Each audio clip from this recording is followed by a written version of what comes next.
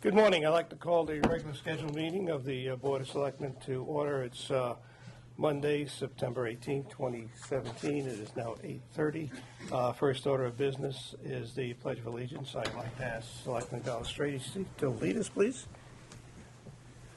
I pledge allegiance to the flag of the United States of America and to the republic for which it stands, one nation, under God, indivisible, with liberty and justice for all. Thank you, Carl. Item 2 is a public forum. Public forum is limited to 3 minutes on any agenda item. Is anybody wishing to address the board? Yes, ma'am.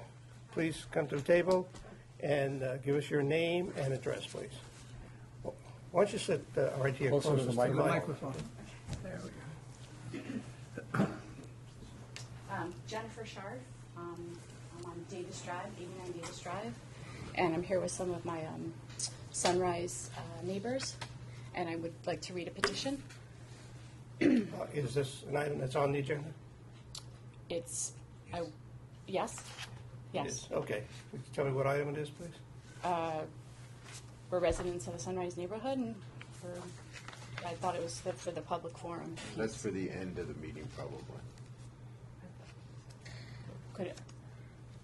I couldn't read the You petition. can read it. You can read it at the end of the meeting. This is for any item that's on the agenda. Okay. Okay. Considering they have young kids, Joe, and I think they're all here for that, I would have no problem. I know it's not the order of our meeting, but under the I circumstances. have none if it's the rest of the board's pleasure. Okay, does anybody have a problem? No? Okay. go ahead. Okay. Thank you. But normally in the future, it has to be an agenda item. Okay, so go Okay. ahead. But then the public hearing at the end of the meeting is for any Okay. information, just Gotcha. the Okay. procedure. Okay.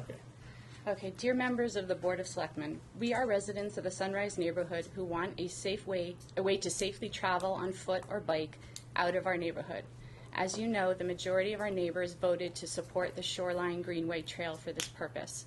You voted not to approve the SGT plan in January 2017, but it was our understanding that you were going to look into modifying the design based on town feedback. We understand that there is a new design, and we ask that you schedule a hearing to present it to the community. We are the people most directly affected by this proposal, and we want a chance to review it. Thank you. Thank you. Is she Do going you want to to submit present that? that petition? You ought to present Want it. to present to the clerk, please? Oh, Okay. sure. Okay. We were going to speak from the East River neighborhood as well, but if you would prefer for us to wait, we can do that. No, we're here now. Why we started? I realize As long as we started, let's. way confused everything, so I appreciate We you. opened up the dam, so you might as well go ahead and speak. Here comes the flood. We have cute kids. Does that count? No, they're pretty quiet. That's good. The cute kids are the only reason you got to speak early. Thanks, kids. I'm Sarah Slabowski, and I live on Salt Meadow View Lane on the East River neighborhood, and I do have some fellow neighbors with me, and I'm here just to share more of a personal anecdote with that, and just that I was actually a resident of Guilford growing up from womb to graduation, and just recently relocated due to my husband's military service. We are a very active and biking-friendly family, and right now, what I find us doing is packing the bikes in the car on the weekend and going elsewhere. So just on a personal note, I would like to say that I feel if we were able to put this trail in, that it would afford more of a community enhancement because we would be able to bike to the green for lunch, community activities, and we would be able to participate more within the community than having to leave the community. And having been on this military adventure, I can tell you, we've come from many pedestrian-friendly areas, and it has been definitely a community enhancer in those areas, and I hope that it would be for Guilford as well. Thank you for your time. Thank you. And tell your husband thank you for your service. Thank We've you. got two veterans right here, so. we Thank appreciate you. that. Right. Anyone else? Right. Anyone else on any agenda item? No, okay. Just for your information, as far as trails go, I know it has nothing to do with the Shoreline Greenway Trail, but we do have a public informational meeting next week on September 26th at 7:30 at the Community Center. I believe that's a Tuesday, if I'm not mistaken, regarding the pathway going from the Adams School to the lakes to Timberlands. Okay, so it's not around your neighborhood, but it is another pathway which we've received $1.4 million worth of funding. So at that public informational meeting, we don't have a design yet. It's just a route, and we are seeking public input in the design of that route. Okay, Charles, you have a hand up? Yeah, I just wanted, should you also explain, I don't know if you've already explained the procedures for a petition, when they picked up the petition, has that been all explained to them, the process, or? I haven't read, I don't know what the petition says, so, okay. By just procedure-wise. Okay. Was that petition for a town meeting or anything? No, okay. A hearing, just like the hearing. Hearing, okay, all right. Okay. So would the board consider a vote on scheduling a hearing?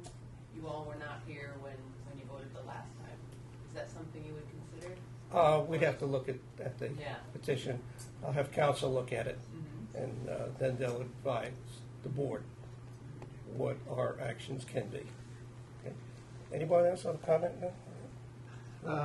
I was absent at the last meeting, enjoying a 13-hour train ride back home.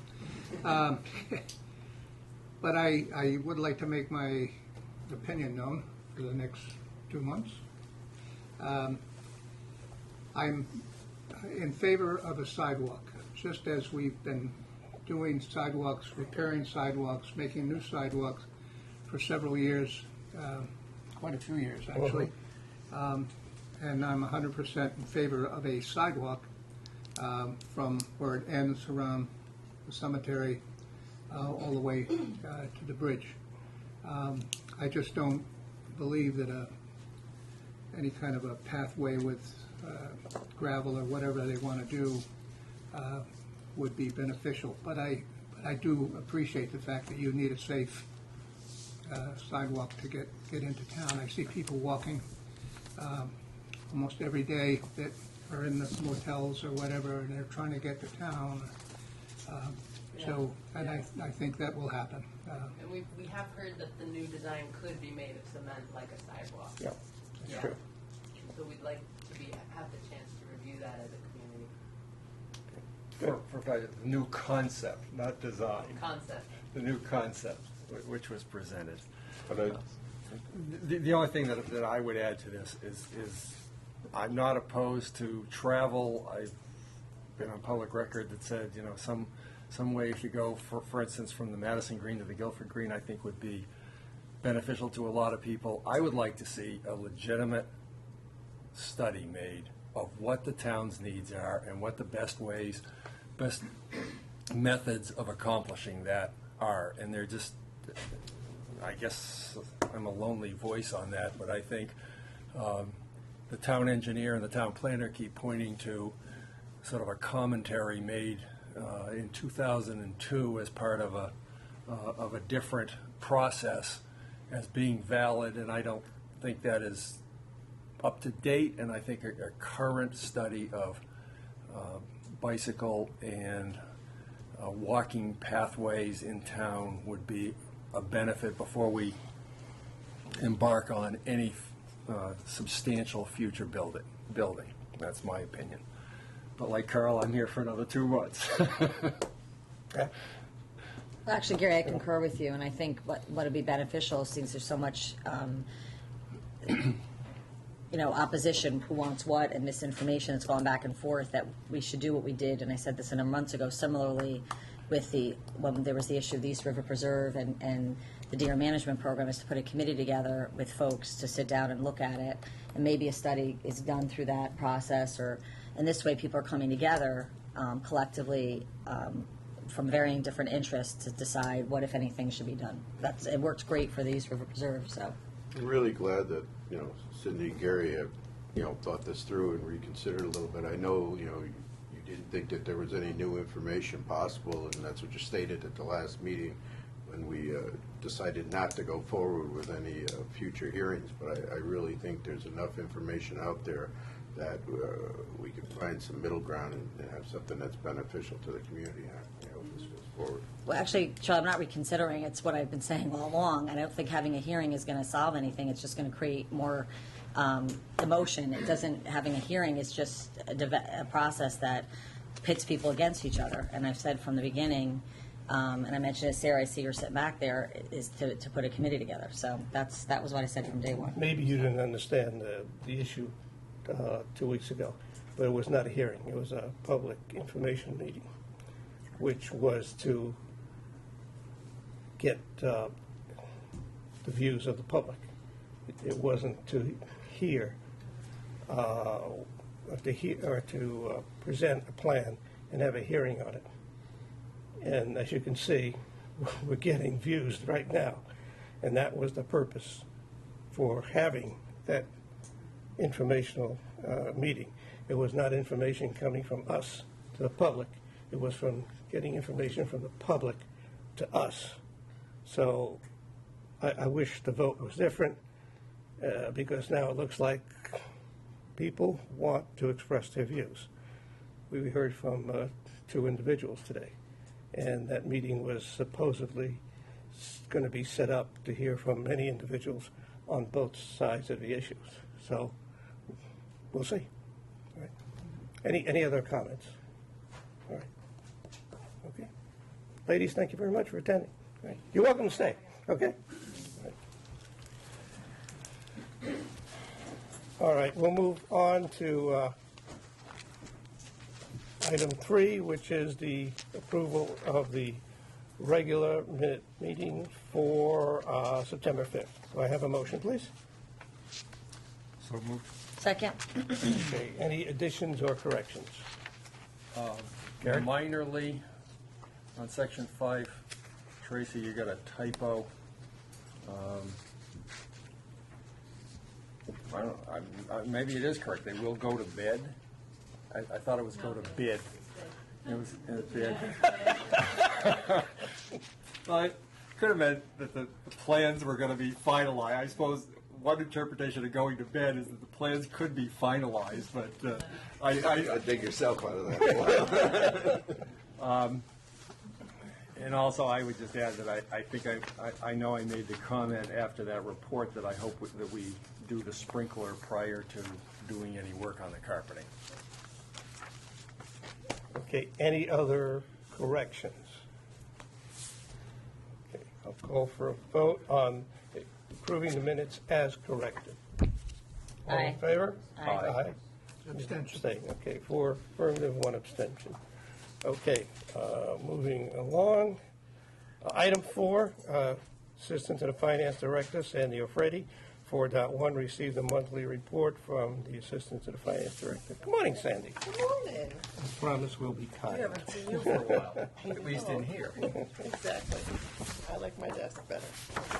All right, and let's see, for August, Okay. the overall town revenue, we're on track with 52.9% collected at the end of August, with tax collections already at 53.9.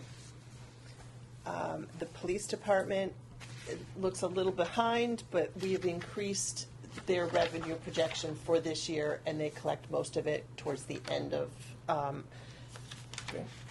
the year, so they'll catch up.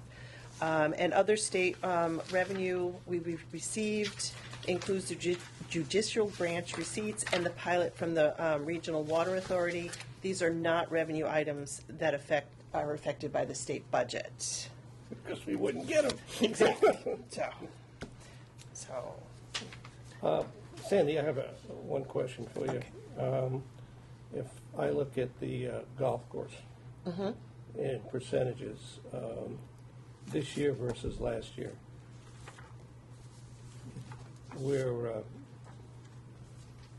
behind almost half from where we were last year. Okay, could you explain that, That's please? the reflection of, in fiscal 17, the operating transfer that we were giving the golf course, the $30,000, was already in there. Okay. We're not giving them that anymore. So if we took the 30,000 out, they'd be right on. Since they're an operating department now, right? Right, Okay. now that they're in the general fund. Great, all right, thank you. Okay, good. Okay. The expenditures. Excuse me, before you go on, anybody oh, have I'm any sorry. questions on revenue? Okay, okay. Thank you.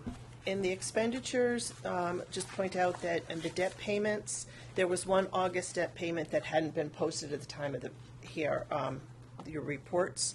So the additional expense would have brought the percentage of obligated as of August 31st to 34%, which compares favorably with last year at 35.5.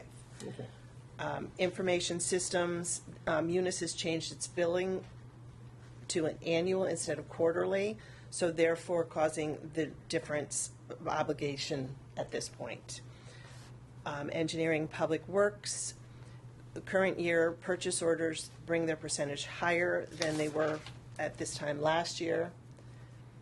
And there remains a freeze on capital projects except for emergency services and public safety items that have been released. So any other questions on Okay. expenditures? Just to pick up what Sandy had said, until we have a state budget, and I hope the governor signs what was released, passed this weekend, so I know and we know as a board where Guilford stands as far as state funding. That freeze remains in effect. And I have a number of purchase orders sitting at my desk that I told my department heads, or our department heads, that I'm not signing until I know where we are. So that's the latest and greatest. Okay. All right. Thank you. Any questions on expenditures? Okay. Okay. All right. The health report? Yep. The August claims are higher this month. However, the administrative charges were lower than budgeted, and other revenues came in a little bit higher. Overall, we have a projected deficit of approximately $47,000, but it's too early to project the effect of the teacher claims offsets. Okay. All right.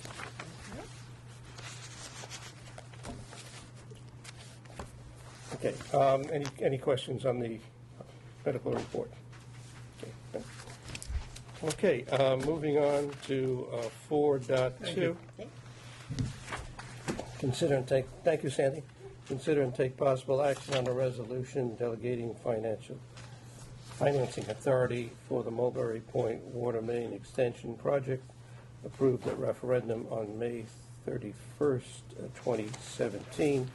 You have this in your packet, and this is a standard procedure when we receive a approval from the voters on a bonding appropriation. This is the final step in the process. It designates the finance director and the first selectman to go out to a bond. Obviously, we're not going to bond right now. The project hasn't even commenced yet. So it's this project, however, is not going to be bonded. The funds are going to come through the state, through the Connecticut Health Department Clean Water Drinking Fund. So it's going to be the loan which the residents in Mulberry Point and Tunnels Point and Long Cove will pay back to the state through assessment over the 20-year arrangement. But we still, through bond counsel, as advised us, we still have to pass this resolution. So I present that to the board for approval. I would move that we approve it, subject to a question. Motion is made. Is there a second? Now the question. We do have to fund it we have to fund it short-term. Is that correct? That's correct. With the interest and the Right. interest being rolled into the cost and the ultimate funding from the state bond fund. Correct. So, in fact, we would use this resolution in the short term for our short-term notes to fund it. So, Correct. Correct. And then once the project is completed. right, it gets rolled in. Then it gets rolled in. I just wanted- Just like a normal bonding project. Correct. Okay. I just want to make sure. That's a good question. I'm glad you brought that up. Okay. Can you give us just a quick update as to what's happened after we vote? Can you give us a quick Well, update? on what's I'll give you an happening? update now. Where we are now is that we're waiting for Pure, which is the quasi-state agency, to approve the whole project with the water company. So it's in the water company hands now to get approval from Pure. That's where we are. Okay. Until we get that approval, we can't put any shovels in the ground. As far as the project itself, Wright Pierce, who's the contractor that the town hired and we all approved their bid, is designing the project at this point. Okay. Any other questions on that? Any other questions on the motion? I'll call the question. All in favor? Aye. Aye. Opposed? None. Okay, motion passes. Okay, we're up to item, thank you very much for that. And a couple of people in the audience are thankful for that, too. Pardon? We thank you. You're quite welcome. Waited a long time for this. 5, receive a presentation regarding the energy performance contracting. I think we have Mr. Mazzafredo and Aaron Alberto here. Yeah, here we go. You guys are here? Here we go. Good morning, gentlemen. Now, this is a presentation we requested on the energy performance contracting. We did attend quite a lengthy presentation several months ago, a few months ago, which was attended by, I think, about 4 or 5 of our boards. But we thought we'd have a private one. So, gentlemen, the floor is yours. Great. Thank you for coming, by the way. Thank you. My name is Aldo Mazzaferro. I'm an engineer with the ECG Group. We have this presentation basically to bring you up to speed on what we've done, where we are with the energy performance contract, and to discuss the next steps and moving forward. So, a little bit about my firm before you get started. We were selected through an RFP by the town probably about a year ago to provide these owner's rep services associated with what's called an energy performance contract. The easiest way to think about our services as a member of your staff, doing the heavy lifting for you on your behalf, reviewing the documents, essentially acting as your owner's rep to make sure that this project moves forward successfully throughout the term of construction and into the future as the savings are measured and verified. We've done about 100 of these projects over the last 15 years. We're based in New York, but we have a strong client base here in Connecticut, working with Southington, Cheshire, Thomaston, Monroe. Those are all fully built and completed projects. We have active projects being built in the city of Waterbury currently and in the town over in Branford. So to give you an idea of what we've done over the last probably about a year or so, we were selected, as I mentioned, through that RFP process, and we conducted what's called a preliminary energy assessment, basically to compile your energy bills, take a look at which buildings are the energy hogs, what sort of opportunities exist for energy savings. That study basically served as a feasibility study that, yes, there was a very attractive energy performance contracting opportunity here for the town. From that, we move forward into the request for proposals process to solicit what's called energy services companies. These are known as ESCOs for short, Johnson Controls, Honeywell, Noresco, Ameresco, Siemens, Energy Systems Group. There's a large group of companies that come out, essentially will audit your facilities in a competitive nature, identify energy savings opportunities, and bundle them with a list of your capital needs, things like boilers, roofs, windows that are very expensive, that don't necessarily save a lot of energy for you, but they're capital items that you need to pay for one way or the other. Through this process, we provided them with a list of those goals, and then we solicited them to come out and compete and find opportunities to save energy in your buildings, guarantee those savings, and use those savings to fund those boilers, the roofs, the windows that are needs in your facilities to keep them in good operating condition. We received 3 proposals through that process. As your owner's rep, ECG took those. We worked with the Standing Building Committee to break them down, looking at cost and savings and simple paybacks, and basically doing the diligence to determine who is providing the best deal, who really did their homework to get to know your facilities and build a feasible proposal that's in the best interests of the town. So we conducted interviews, and as a result of that process, Johnson Controls was selected as the energy services company at no obligation, no cost to the town to move forward with what's called an investment grade energy audit. This is basically their RFP submission on steroids. Much more detailed, much more site specific, different assumptions that we required them to use. They were refined based on real monitoring data logging how long the lights are on in specific spaces, the temperature trends, things like that, to really refine the energy savings calculations to make sure they're accurate to how the buildings are actually currently being operated. I think around the fall of 2016, I actually presented to the board where you actually appointed Johnson Controls to move forward as a winner of that RFP. From there, they've conducted that investment grade audit. We had meetings probably 30%, 60%, 90% as it was being completed.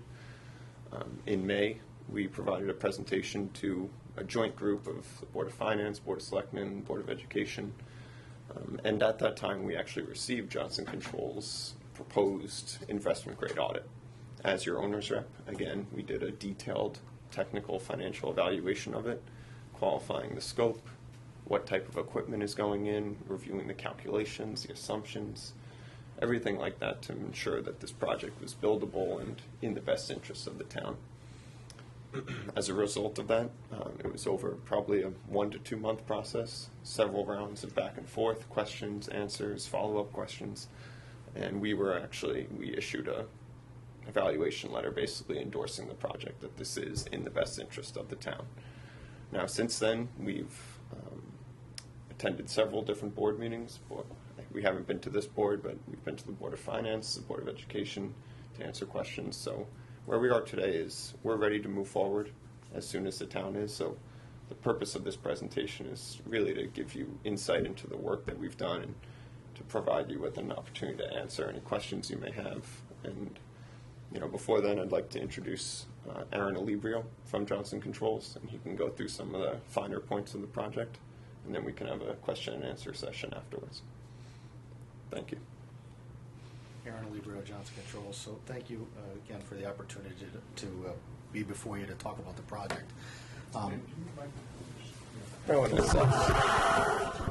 Is that good? It's a pyramid. So, as Aldo said, we did a presentation in May on two evenings, and I recognize some of you for being at that meeting. I'm not sure how much detail you want me to get into from a presentation standpoint, but as I understand, you were emailed the PowerPoint presentation that was delivered in May, outlining the details of the proposed project to you, along with some spreadsheets identifying the 21 various different measures in the various different buildings. I think what's important as a takeaway is that performance contracting is a financing mechanism whereby you're able to use your operating budget, your utility spend, to pay for capital improvements and facility improvements that will ensure the longevity and the safety and the improvements of those from a environmental standpoint, a learning education, increased lighting, and at the net effect is when the operating budget that's guaranteed, those savings pay for the term of the project, and then have the benefit of a reduced overall budget moving forward.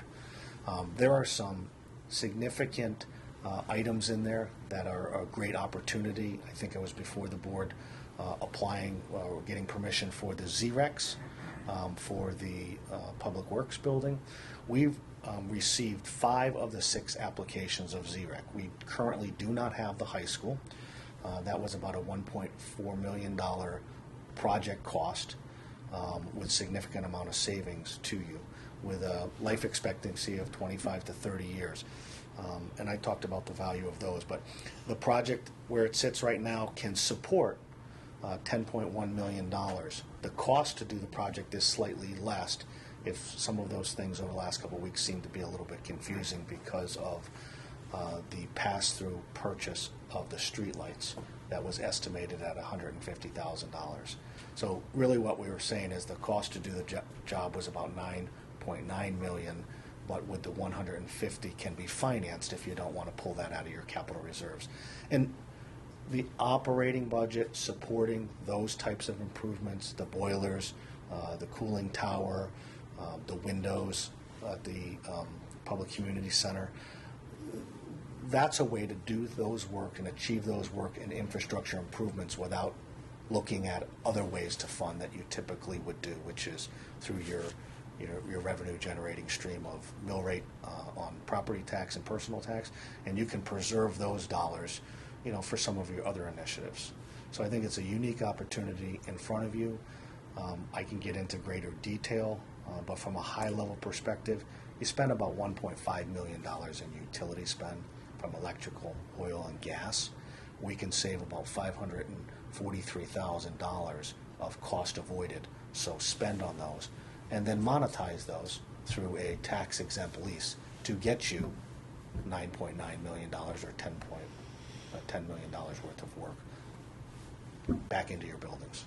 So sometimes we just say we're just repurposing those dollars and getting some improvements done. You say tax exempt lease. Sure. What do you mean? So it's like a 15 or 20-year funding mechanism, and the banks are able then to use because you can't take advantage of the taxes because you don't pay taxes. That's what I'm asking. Yeah. So the bank is able to take advantage of those of the tax implications and offer you a better rate. So we're getting rates. You guys have done a tremendous job. You got great rating. So you're getting rates less than 3% on the money. So it's different than bonding. You don't have the initial upfront cost to issue the bonding, but certainly bonding is an opportunity for you. But the tax exempt lease allows you to structure the payments where you can pay a little bit less in the beginning and pay a little bit more, 15 or 20 years from now. And those are following what we are predicting can happen with utility rates. So over the last 16 years, rates have gone up about 4% over year. So the tax exempt lease gives you that flexibility. The other benefit of the tax exempt lease is you can delay payments, so you're not making that first payment on the financing until a full year after the project's built. So you already see a full year of performance. You'll see those $500,000 in savings, and then you're making that first payment. So we structure it that way so that you're never actually paying out of pocket for this. You're taking it from your cost avoided on your utility bill or operating budget. My recollection from the presentation that you made earlier is that in this case, Johnson Controls does guarantee that cost savings. Is that correct? That's correct. So when we look at different types of measures, and there's standard methods to calculate those savings, and when we did this CEA or investment grade audit, we submitted it to ECG for review. But when we do those, we're not. It's hard to measure dollars because you're measuring units, right? How much electricity kWh is going in and how much is coming out. So we guarantee units, and then we take what was your baseline for 2-year average, and we use that rate to calculate into dollars and cents. So we are guaranteeing the units, and in fact translated the guarantee of units into dollars. We pay you dollars. We don't pay you units. So the effectiveness is subject to utility rates occurring at what you've projected. Right. So if they fluctuate either high or low, it might change those numbers somewhat.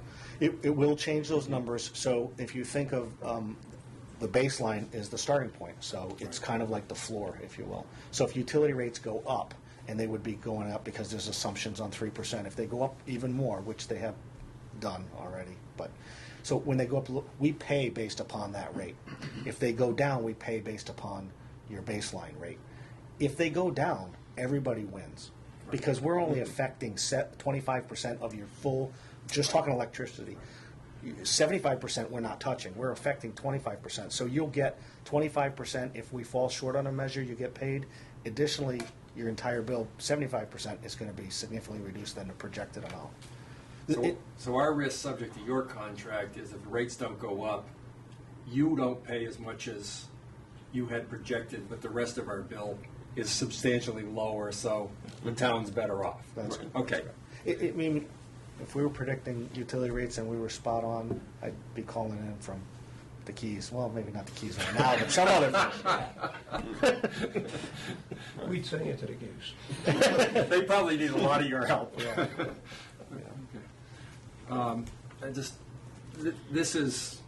These projects have been, and I see Cliff back there, a lot of them are in the schools, and Yeah. they've been substantially vetted by the Board of Education staff and the Standing Building Committee, or in our case, our facilities folks and the Standing Building Committee.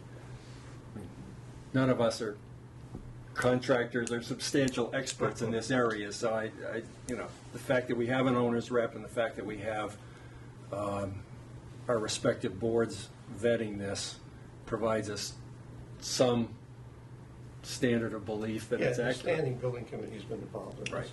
also. Speaking of that, I don't have the presentation in front of me, I was there. You had prioritized particular buildings. Can you just refresh?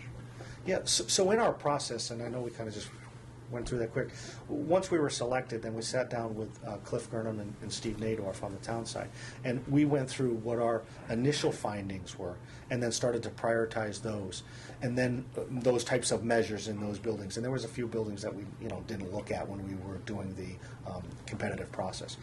And then we went through those, and you have to understand, this is not, we can't solve all the problems because we're held to state statute.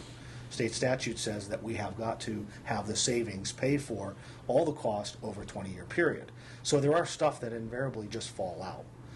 But we were able to pull in some capital-intensive or longer payback items that typically would, on paper, pay back over 50 or 100 years.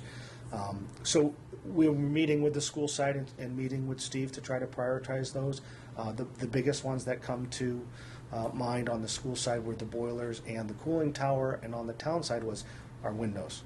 So windows don't pay back. I know we all get better windows and they seal, but there's a long payback with that high cost. So those were a couple of the items, that were prioritized in the buildings. Well, I mean, we on our own have done a lot. Yeah. So, speaking of this building, you didn't include this building because I don't think you had to. There are standard measures being Yeah. upgraded, Right. things like building envelopes, and these light bulbs would be upgrade to LED technology. But I think that's the only thing because right, it's Yeah, not a lot of, no, because we put new windows in here Yep. 3 years ago, I think it was. there's always capital improvements Yeah. to pay for elsewhere. Right. Right. I mean, new roofs. yeah. And I think the other item on the town Changed side. from oil to gas in here. Yep. So the LED is the only thing we have to change. And we did change these lights a few years ago, more efficient lights, but not LEDs. I think we had targeted the annex for the boiler, but I think you. We took care of that. You've on our own. We already couldn't done- wait yeah, for you guys. right. Yeah. Right. Okay, so we did it on our own. In Public Works, we did all the lighting there too. So what do you have left in your study for the town? The cooling tower was where? Baldwin Middle Baldwin, School, I yeah. believe. Jones. Melissa Jones, is that it? Okay. Yeah. Sorry. So, I'm just looking at the spreadsheet real quick. So on the police department, we have the interior and exterior lighting. We have recommissioning the system. I think that's a train system that. The HVAC we're opening system? up. Yep, Yeah, yep. that's been an ongoing issue. Pipe and valve insulation, Yeah. so you're not attributing those losses. Building envelope, as Aldo mentioned. So those are going through a multitude of buildings. You got an energy management system at the Public Works facility that's getting upgraded. We're taking the boiler off the project. We've looked at street lighting, which has Yep. some discussion to do as well. The problem with street lighting is that we've looked at this over the last few years, We can talk to Madison about it. The switchover in ownership is not so much the problem. The problem is the maintenance of it. Sure. Okay. Now, because we don't want to invest in a cherry picker. That's an expensive piece of equipment. Sure. And that means hiring more people, which we don't want to do. And in a storm, I've been through 2 horrific storms in my first 2 years. People look to us to a lot of things, and I don't want them looking to the first selectman to turn the lights on. We have enough to do to get the town up and running. I want to be able to look to another agency to do that. So it's always been a problem of who you're going to get to maintain your equipment. Now, we were talking to Siemens a few years ago when first Selectman McPherson was in office, and him and I were trying to work out a deal with Siemens, and it's curious that Siemens backed out. They didn't want to maintain it. Now, Siemens is not a little company. It's a pretty big company. So that's the thing that kind of scares us about going into owning our own streetlights. It's not the ownership, because the payback is not, it's fairly short. Sure. It's the maintenance of it. Yep. And you know, that's the problem I see.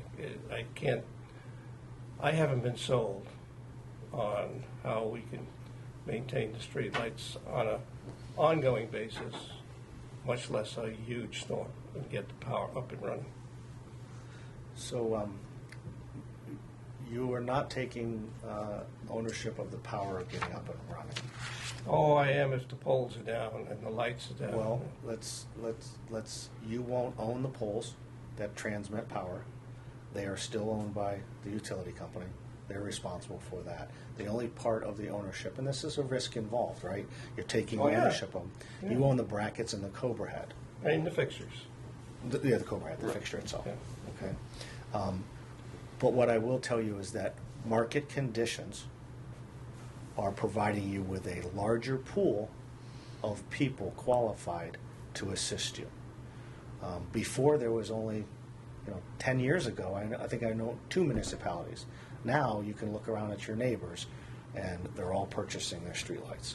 So we're having the electrical outfits outfitting themselves with 4 or 5 bucket trucks and holding on to the maintenance contracts.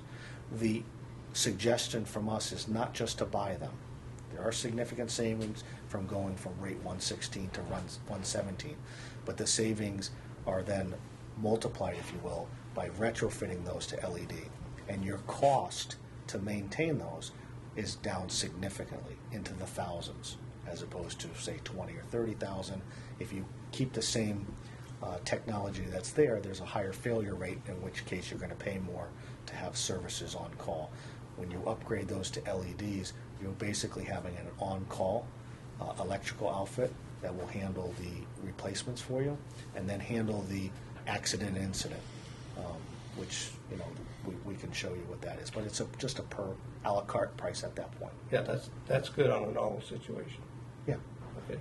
I'm talking about during a catastrophic Yep. storm. If poles go down and power You're not goes going to out. be here then, Yep. and I'm not going to be here any longer. But I'm not going to leave the next guy with something that's not workable. But we can talk about that later. Yeah. That's my concern, 'cause I've been there, you have it. It's a good point. Right, Jim? And you're right. Okay? All right. Anybody else? So is there anything we need, do we have a next step, or is it up to the respective Board of Ed and the departments to make recommendations? One of our outside attorneys has reviewed the contract and has basically signed off on the contract, well, the legal language, okay? I have not had an in-depth discussion with the chairman of the Board of Finance and the chairman of the Board of Ed. So that's where it lies now, okay? I don't know if the Board of Ed voted on it yet, did they? No, they Cliff? didn't. Let's come to the table here. Yeah. fill you in on a couple things. So I'll do my little spiel. I'll keep it short. So it was recommended that we get an additional review of the whole project. That's right, you A had- third-party review. I think So- Corner Ronan did it. Correct. So Yeah. we or the Board of Ed hired Kohler Ronan to Yep. go through the project, all the numbers, confirm that the numbers were accurate and made sense and were on target, and the formulas they were using, all worked out and were appropriate. So Kohler Ronan came back, and they obviously had certain questions after they've gone through all the information that we gave them. There is a ton of information, so they probably went through the top few layers to work out through their numbers. We met on Friday with JCI, ECG, Kohler Ronan, numerous boards members were there from the Board of Ed and the Standing Building Committee. By the time we were done with that meeting, we were able to evaluate all the concerns and come up really with mutual numbers for the project itself. Essentially, Kohler Ronan went through at a higher level, but once we filtered down through the nitty-gritty lower numbers, they could understand better how we got to the numbers we got to and how they made sense. So we're waiting for Kohler Ronan to come back with a revised set of numbers and a recommendation. Once we receive that, I suspect that will go to the Board of Ed. And at that point, if the Board of Ed feels appropriate, they will make a recommendation to move forward to the Board of Selectmen and go from there. I would make a recommendation to this board that we request that the Board of Ed share that report with us. Yep. So we'll give you a copy with the revised, Okay. and hopefully at that point we'll have also a final recommendation from Kohler Ronan. Because there's no sense this board engaging in another study. No. No, okay. What do you think the timing of that is? It should be fairly soon. Again, we just met Friday and it was late, around 4 o'clock on Friday, so I would suspect by the end of this week or the next week to get that report back from Kohler Ronan. Then it does have to go to the Board of Ed from there, so you're talking another month before we probably come back around to the Board of Selectmen. Okay. So, and that information will also be given to the Standing Building Committee and the Board of Finance. Now, correct me if I'm wrong, gentlemen, but in discussions I had with various members of the other two boards, particularly the chairmen of the other two boards, it seems to me that the most beneficial way this program works for the town of Guilford is if there was a solar component. It will work Am I with or correct? without it, but it does benefit we can do more measures if we add the solar, because now we're obviously gaining more savings through that generation of electricity through the solar. So we pick up additional projects that we wouldn't be able to do without that solar piece. That's how it works. Yeah, so we build a larger project and take more measures. I understood it to mean it was marginal benefit to the town unless we had the solar component. And Now, correct me if I'm wrong, you don't have to answer that. I'll wait for the Kohler Ronan Yep. report. Sure. Okay. Anybody? Cliff, Anybody else? Yeah, I Gary? would just ask, and I won't guarantee that I'll make it, but if the presentation is made to the Board of Ed, it might be efficient to just let us all know, if we know the time, the date and the timing of that, and I'm free, I'll go and listen to that, so you don't have to come back here and explain it to us again. Sure. So, Well, just- yeah. We try to Let us- invite you, obviously, to Yeah. the group. And then Yeah, if you can absolutely. email it to us, okay. and I know we get agendas, but I don't necessarily always focus on every detail of the agenda, so, a specific invitation would maybe be helpful to We'll all send of one us. out. Absolutely. Good. Be glad to have you. Okay. That's it. Gentlemen, thank you very much. Thank you. Thank you. Appreciate it. Thanks for coming this morning.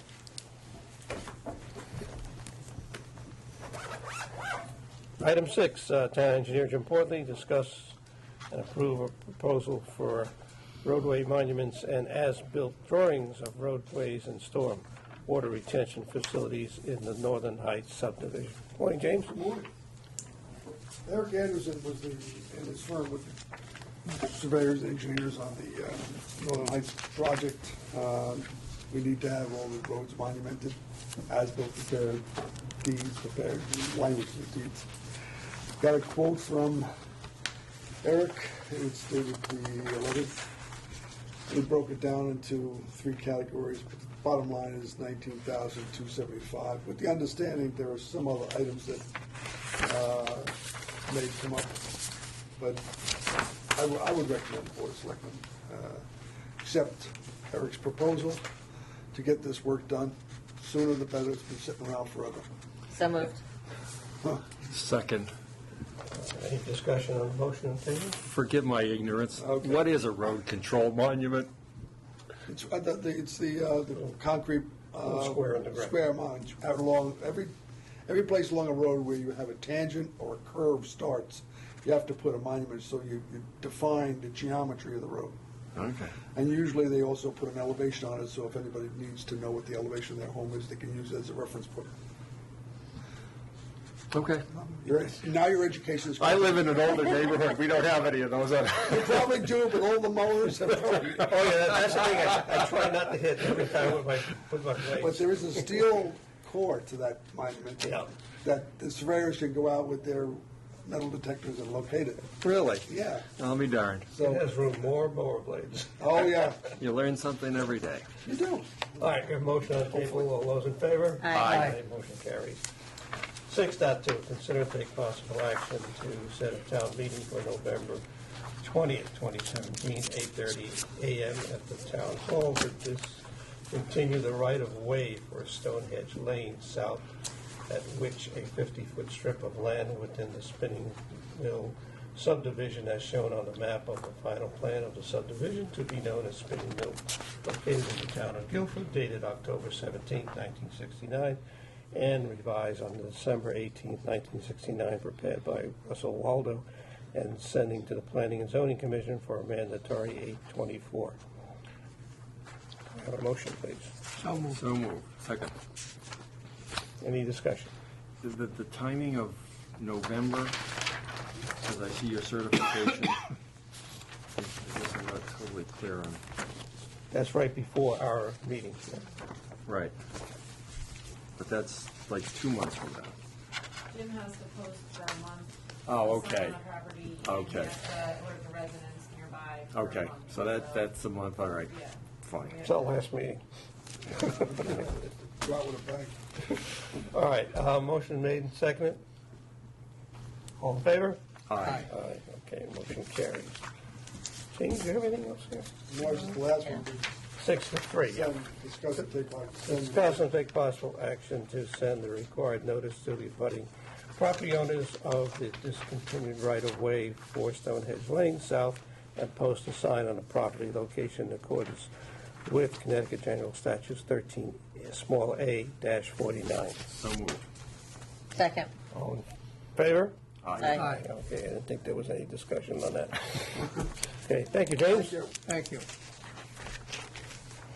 Okay, let's see what we got here. Appointments and resignations. Act on a resignation received from Tom Florio of the Public Works Commission at 7.1 Jillian Ave. So moved.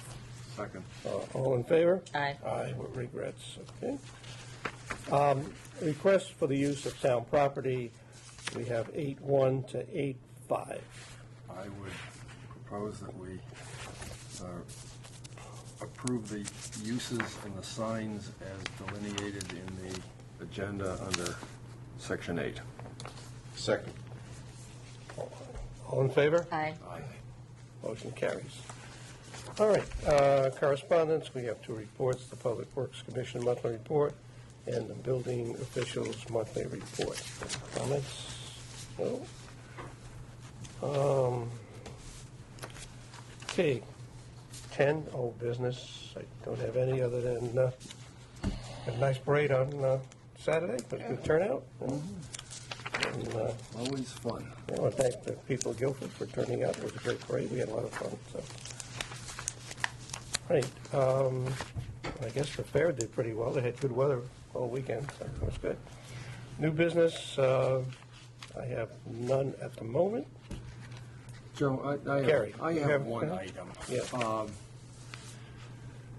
Last meeting, Paul came in and talked about the graffiti I could comment on at that. the bridge on Sullivan Drive. There's been a number of incidents ranging from the destruction of the artistic garden to the racial graffiti that have been on buildings.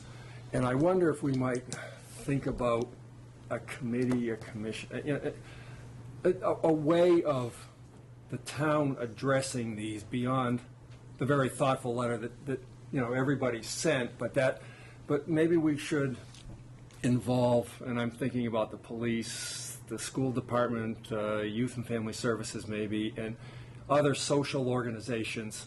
I don't know if it's a trend, I don't know if it's an aberration, but I think some education or some re-education of the citizenry of our obligations to each other might be a worthwhile thing to consider. And I don't have an answer specifically, but I think maybe a committee or everybody give some thought and come back and talk about it. But all of these things are concerning. And I don't know if it's a pattern or there's random coincidences, but I am concerned. It's a good point you bring up. As far as any connectivity between the issues you've mentioned, all I can tell you from the police aspect, there isn't. Okay.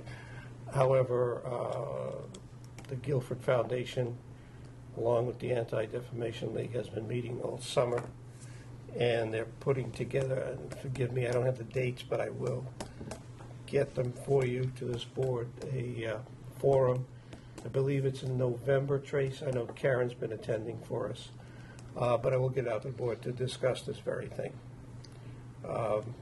And there is a committee, actually, that's been put together, made up of clergy, citizens, and police representatives. Okay. So I will email the board of that date of that forum. It's obviously open to the public. Okay. I believe it's I don't know why November 21st sticks in my head. I'm sorry, I don't remember the date, but I do have it, and I will send it out to you. And it will be publicized, or it is by now, but I'll let you know. Okay? And the At the community center. participants will be listed, and Yep. maybe if there are Yep. And people that have It concerns. is a panel discussion, They could come in. right? Okay. All right, They could get and- involved. Karen's off this week, but we can access the information and get it out there. It's still in a planning stage, that's why it hasn't been put out there, I think, to everyone. But I'll send that out to the board. Terrific. Anybody else? Public forum. Hi, Susan. Hi. How you doing? Sue Robbins, 798 Mulberry Point Road. I just wanted to take this opportunity to publicly thank the board, and Dennis, and any outside town members that aren't present that have continued to work on behalf of our water project. I think the public is not really aware of how much time and effort the members of our town have put into this project and continue to put into the project in order to keep things moving. We have state money that we are awarded, and certainly a timeline of keeping that going is so crucial for us to be able to be benefits of that. But I did want to continue to thank you, just because the referendum is done. We know how much work is going on behind the scenes, and I wanted to speak on behalf of our residents to say thank you, and that we continue to be here in any way we can facilitate any of that. You're quite welcome. Besides Dennis, I will add that Pam Millman, who's on vacation right now, has done a lot of work, and she's been on top of it, and she's I know they dogging have. all They of both us. have, yeah. Yeah. But thank you. You're welcome, Appreciate it. and thanks for coming by. Okay, good. We'll get there. Oh, we will. I don't see anybody else, so we'll go on to the next item. Item 13, first of all, we'll need a motion to remove from the table and discuss and take possible action on the acquisition/sale of certain real property. Do I have a motion, please? So moved. Second. All in favor? Aye. Aye. Okay, Now I need a motion to go into executive session to discuss the item of the real property. I'm going to invite the board and our tax collector, who I see sitting in the other office there. So moved. Second. All in favor? Aye. Aye. Mike will probably come out for a vote, okay? He scheduled them all for 11 o'clock now. All right, we need a motion to come out of executive session, please. So moved. Second. All in favor? Aye. Aye, okay. We have, need one more motion, please? Here? Okay, I'm sorry. I would move that we designate the first selectman to negotiate with the bidder on this piece of property and see if we can come to a reasonable solution to transfer that property to the benefit of both the bidder and the town. Second. Any discussion on the motion? Not, I call the question, all in favor? Aye. Aye, it carries unanimous. Seeing no other further business, I'll ask for a motion to adjourn. So moved. Second. All in favor? Aye. Aye, okay, we stand adjourned at 9:40. Is that my copy? Five. Thank you, everybody. Thank you. Thanks, Debbie.